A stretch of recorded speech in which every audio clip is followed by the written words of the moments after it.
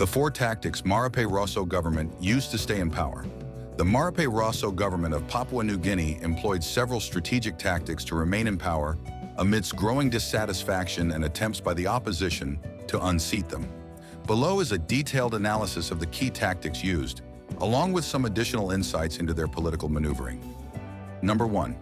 Delaying the vote of no confidence, VoNC. The opposition tabled a vote of no confidence against Prime Minister James Marape after the 18-month grace period following the 2022 PNG national general elections. This was driven by frustrations over deteriorating conditions in the country, including worsening law and order, health service decline, forex issues, the devaluation of the kaina, and unresolved Porgera landowner grievances. The VoNC was expected to occur in late 2020 or early 2020.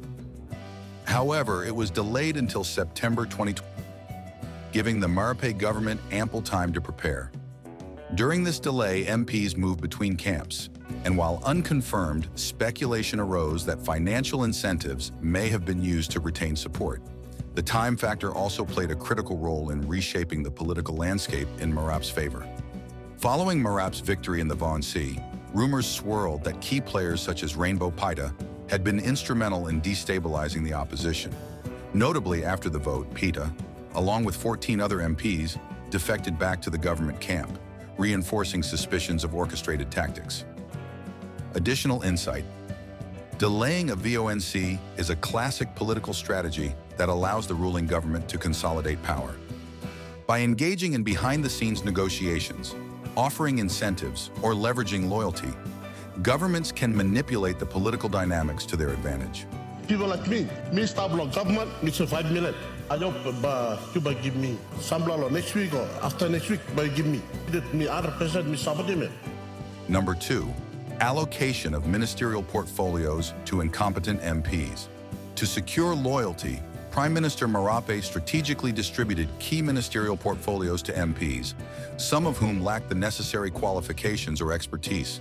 For instance, Windaki was appointed Minister for Defense, a critical role that opposition MPs criticized as unsuitable given his background. Security, relations, we bilateral or unilateral partners to work with us and assist them.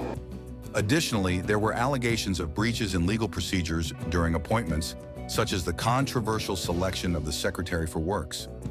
These appointments raise questions about whether the decisions were made for PNG's development or purely to retain political support. To do the right thing by the law for this country, you have appointments that don't follow procedures. The commander of PNGDF, his appointment has not followed process. Secretary for Works, his appointment has not followed process. And you have many others. Additional insight. Assigning critical portfolios to loyalists, regardless of their qualifications, is a risky yet effective political survival tactic. While it can ensure short-term stability within the government, it undermines governance and accountability, leading to poor service delivery and public dissatisfaction. Number 3, withholding and manipulating development funds. One of the most controversial tactics was the suspected withholding of District Services Improvement Program, DSP, and Provincial Services Improvement Program, PSIP funds. Each MP is entitled to 10 million annually for rural development. However, opposition MPs allege they received reduced amounts or no funds at all. Speculation arose that the government strategically withheld these funds to pressure opposition MPs into defecting to the government side. Furthermore, there were unverified claims that funds intended for development projects were redirected as political incentives to retain MPs in the government coalition. Additional insight. The manipulation of funds is a recurring issue in PNG politics. This tactic not only undermines the democratic process, but also impacts rural communities that rely on these funds for essential services. Such practices fuel public distrust and weaken institutions. This is a PIP, hindi required na kising mga bangkin na to, na hindi prescribing law budget, the 2024. On behalf of the people of Abao, for this year, 2024 appropriation, we have only received 7 million DSIP only. None of the 5 million for infrastructure counterpart has been received by Abao. Inside the national budget, this is money stuff. New Britain Highway, 5 million stuff. But all no asking releasing this money. Number 4, Amendment of Section 145 of the Constitution. Section 145 of the PNG Constitution allows for a VoNC after an 18-month grace period following a general election.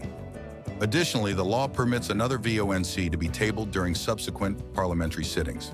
However, after surviving the September 2023 VoNC, the Marape government proposed amending this section to prevent successive votes of no confidence, arguing that this change would promote political stability. Critics and opposition MPs, however, accused the government of repeatedly amending the Constitution. This is a country founded on the Constitution, and this democracy must thrive on this Constitution. You will look at treaty Mozambique, Act of Parliament, current Sanisim will like. Since 1975 to date, I think this government has been one of the only governments that have brought multiple constitutional amendments. Additional insight: while political stability is critical for effective governance, frequent amendments to the Constitution risk eroding democratic principles. Leaders must balance stability with accountability, ensuring that such changes are genuinely for the nation's benefit rather than political survival. Conclusion: the tactics employed by the Marape Rosso government reveal a blend of strategic maneuvering and controversial practices aimed at retaining power. From delaying votes to manipulating funds and amending the Constitution, these actions reflect the complex and often murky world of PNG politics. While some argue that these moves were necessary for stability, critics highlight the negative implications for governance, transparency, and development.